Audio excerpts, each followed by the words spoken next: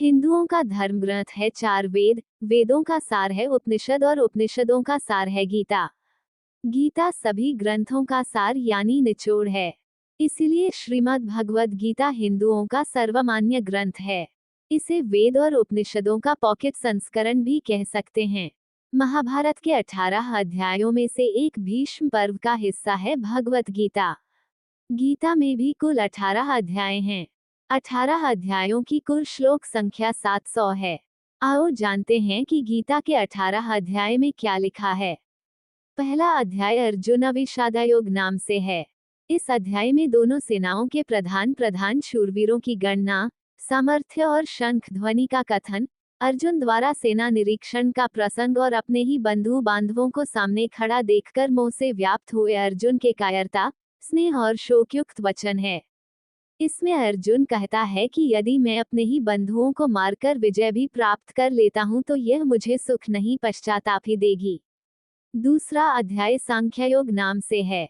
इसमें श्री कृष्ण कहते हैं कि इस असमय यह बातें करना उचित नहीं, क्योंकि अब तो सामने युद्ध थोप ही दिया गया है। अब यदि तुम नहीं लड़ोगे तो मारे जाओगे। अर्जुन हर तरह से युद्ध को छोड़कर जाने की बात कहता है, तब श्री कृष्ण कहते हैं कि अब युद्ध से विमुख होना नपुंसकता और कायरता है। इसी चर्चा में श्री कृष्ण अर्जुन को आत्मा की अमरता के बारे में बताते हैं और कहते हैं कि आत्मा का कभी वध नहीं किया जा सकता और तू जिनके मारे जाने का शोक करने की बात कर रहा है वह उनका शरीर है जिसे आज नहीं तो कल मर ही जाना है। इसीलिए जय पराजय, लाभ हानि और सुख दुख को समान समझकर उसके बाद युद्ध के लिए तैयार हो जा। इसी अध्याय में श्री कृष्ण संख्यायोग और स्थिर बुद्धि पुरुष के लक्षण का वर्णन करते हैं। तीसरा अध्याय कर्मयोग नाम से है। इसमें ज्ञानयोग और कर्मयोग के अनुसार जीवन में अनासक्त भाव से नियत कर्म करने की श्रेष्ठता का निरूपण किया गया है। इसमें कर्मों का गंभीर विवेचन किया गया है। अज्ञानी और ज्ञानवान के लक्षण तथा राग द्वेष से रहित होकर कर्म करने के लिए प्रेरणा की बातें कही गई है। इस अध्याय में ही हिंदू धर्म के कर्म के सिद्धांत का निचोड़ लिखा हुआ है। इससे ही यह प्रकट होता है कि हिंदू धर्म कर्मवादी धर्म है, भाग्यवादी नहीं। श्री कृष्ण कहते हैं कि वास्तव में संपूर्ण कर्म सब प्रकार से प्रकृति के गुणों द्वारा किए जाते हैं, जो कि कार्य और कारण की एक श्रृंखला है।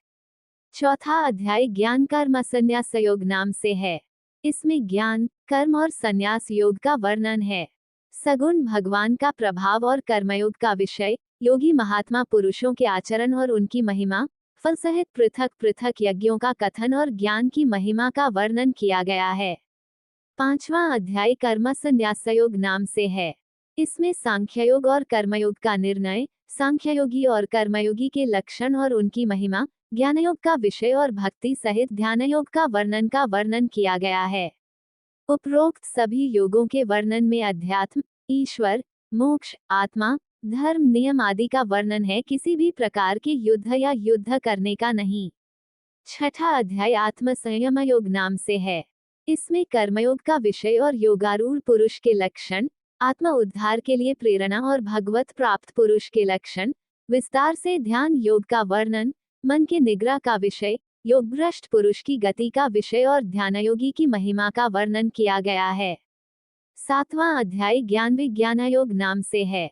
इसमें विज्ञान सहित ज्ञान का विषय, संपूर्ण पदार्थों में कारण रूप से ईश्वर की व्यापकता का कथन, आसुरी स्वभाव वालों की निंदा और भगवत भक्तों की प्रशंसा, भगवान के प्रभाव और स्वरूप को न जानने वालों की निंदा और जानने वालों की महिमा का वर्णन किया गया है। आठवां अध्याय अक्षर ब्रह्मयोग नाम से है। इसमें ब्रह्म, अध्यात्म और कर्मादि के विषय में अर्जुन के 7 प्रश्न और श्री कृष्ण के द्वारा दिए गए उनके उत्तर है। भक्ति योग का विषय और शुक्ल एवं कृष्ण मार्ग के रहस्य का वर्णन है। 9वां अध्याय राजविद्या राजगुह्य योग नाम से है। इसमें प्रभाव सहित ज्ञान का विषय है। इसमें जगत का ईश्वर से संबंध और प्रकृति तत्वों की चर्चा है। इसमें जगत की उत्पत्ति का विषय, भगवान का तिरस्कार करने वाले आसुरी प्रकृति वालों की निंदा और दैवी प्रकृति वालों के भगवत भजन का प्रकार, सर्वात्म रूप से प्रभाव सहित भगवान के स्वरूप का वर्णन, सकाम और निष्काम उपासना का फल और निष्काम भगवत भक्ति की महिमा का वर्णन है। 10वां अध्याय विभूति योग नाम से है। इसमें भगवान की विभूति और योग शक्ति का कथन तथा उनके जानने का फल और प्रभाव सहित भक्ति योग का कथन, अर्जुन द्वारा भगवान की स्तुति तथा विभूति और योग शक्ति को कहने के लिए प्रार्थना, भगवान द्वारा अपनी विभूतियों और योग शक्ति का वर्णन है। विभूति अर्थात सिद्धियां और शक्तियां। 11वां अध्याय विश्वरूप दर्शन योग नाम से है।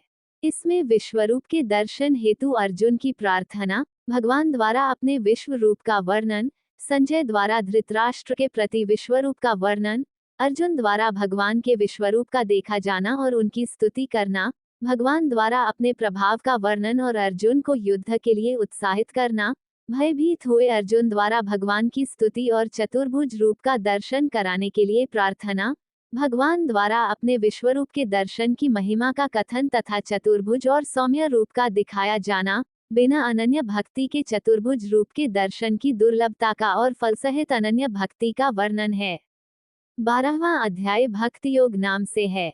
इसमें साकार और निराकार के उपासकों की उत्तमता का निर्णय और भगवत प्राप्ति के उपाय का वर्णन है और इसमें भगवत प्राप्त पुरुषों के लक्षण बताए गए हैं।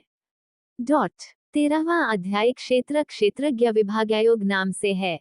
इसमें ज्ञान सहित क्षेत्र क्षेत्रज्ञ के विषय का वर्णन है और ज्ञान सहित प्रकृति पुरुष के विषय का विशद वर्णन किया गया है। अर्थात स्थिति, ज्ञान, आत्मा, परमात्मा और पंच तत्वों का रहस्यमय ज्ञान है।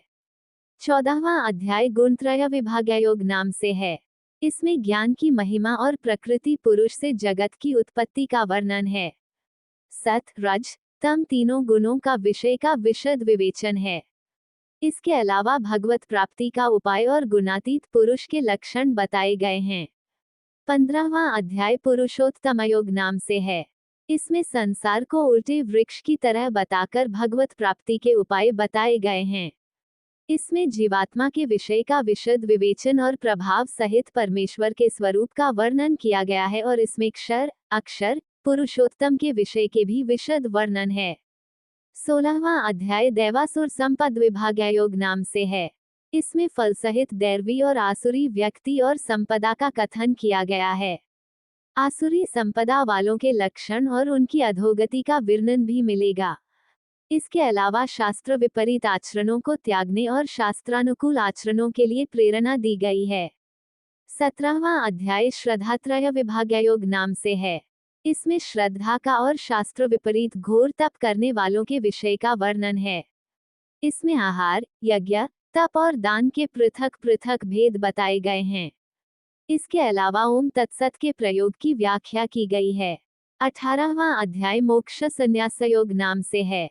इसमें त्याग का विशद वर्णन, कर्मों के होने में सांख्य सिद्धांत का कथन, तीनों गुणों के अनुसार ज्ञान, कर्म, कर्ता, बुद्धि, धृति और सुख के पृथक पृथक भेद का वर्णन, फल सहित वर्ण धर्म के विषय का वर्णन, ज्ञान निष्ठा का वर्णन, भक्ति सहित कर्मयोग का विवेचन और अंत में श्री गीता जी के महात्म्य का वर्णन है।